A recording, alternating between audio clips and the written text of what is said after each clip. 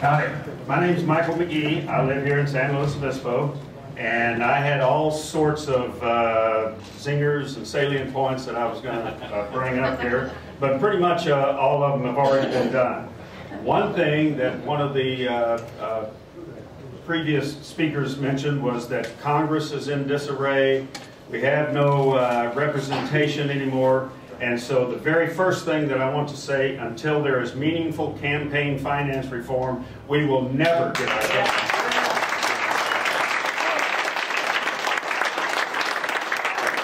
The other thing I'd like to say is that the young lady right behind me here was gracious enough to let me use the restroom in there, so that brought me to another point when I got to flush the toilet. I says, wait a minute, what is this socialized medicine?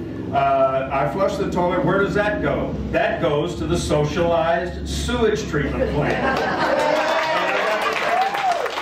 I drove over here on a government road. They're socialized roadways. I drink water out of the tap. There's socialized tap water. Every single body should be responsible for the sidewalk in front of their house, for the tarmac in front of their house, for the water that comes into their house, and I don't see any reason, if we've got all of that socialism, why we can't have socialized health care.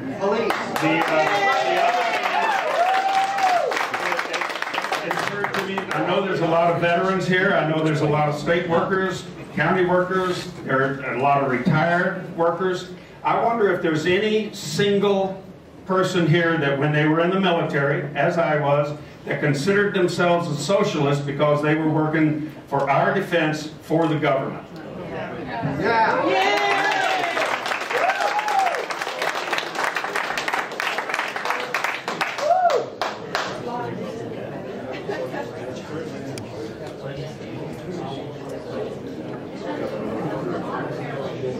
Hi, my name is Adair. I'm a mother of two. And I'm glad this table's here so I don't fall over from being nervous. I am definitely for universal health care. I believe that when the person spoke before about the Declaration of Independence and the rights to life, liberty, and the pursuit of happiness kind of go by the wayside if we don't have a life and a quality of life to even enjoy. I've never had health care with any job that I've ever had. I've been working since I was 14. I had one job that offered it through a corporation. I was thankful for that. I was stoked to actually be able to pay for my children's health care. I can't now. I cannot afford that. And I would be willing to pay extra taxes, to work harder, to work more hours for each and every one of you. I think it's like the veterans fight for each one of us, and they don't ask us who is covered, who is not, who is an American citizen, and who's not. If they're on our soil, we are going to protect them. If you see someone fall on the street,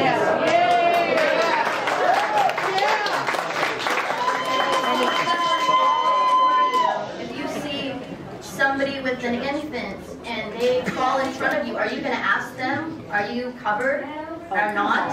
Are you a citizen or not? You are human. You are taking care of another person in front of you. They matter. They matter just as much as you do, your children do. We all need to take care of each other.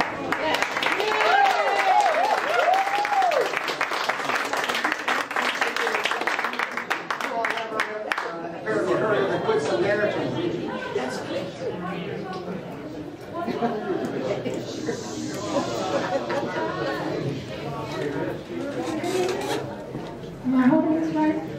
My name is Verena,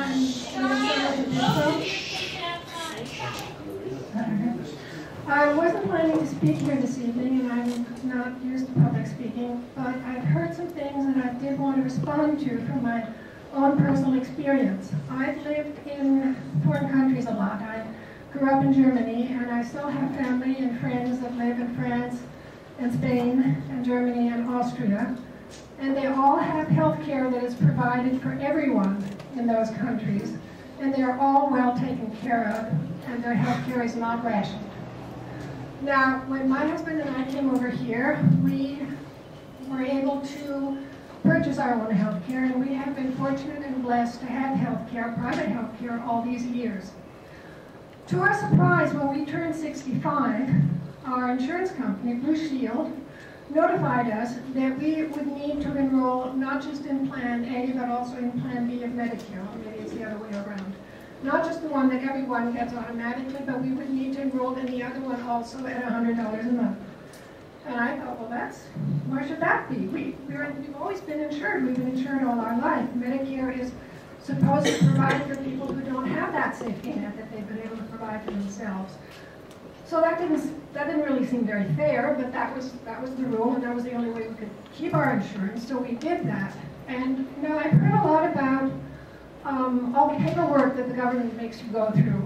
Ever since we've had this new system where Medicare pays 80% of our bills and Blue Shield pays 20%, we get an avalanche of paper from Blue Shield detailing, every penny that they pay and every penny that they refuse to pay.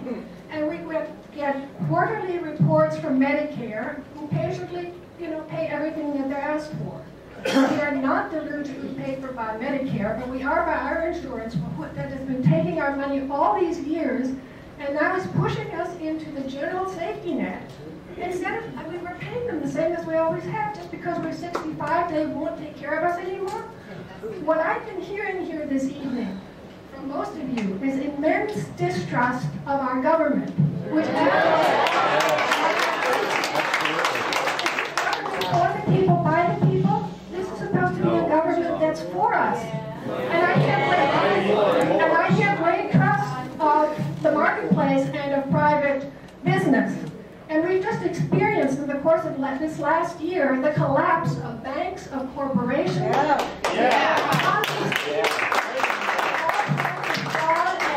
and irresponsibility and recklessness of private industry.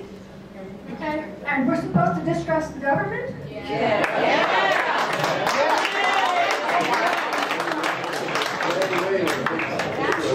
The First Report gives both of our basic rights: life, liberty, and education. And I think health care is also a basic right, and health insurance should not be for profit. I am outraged at Blue Shield that continues to make a profit on me while making the government pay for me. How can that be?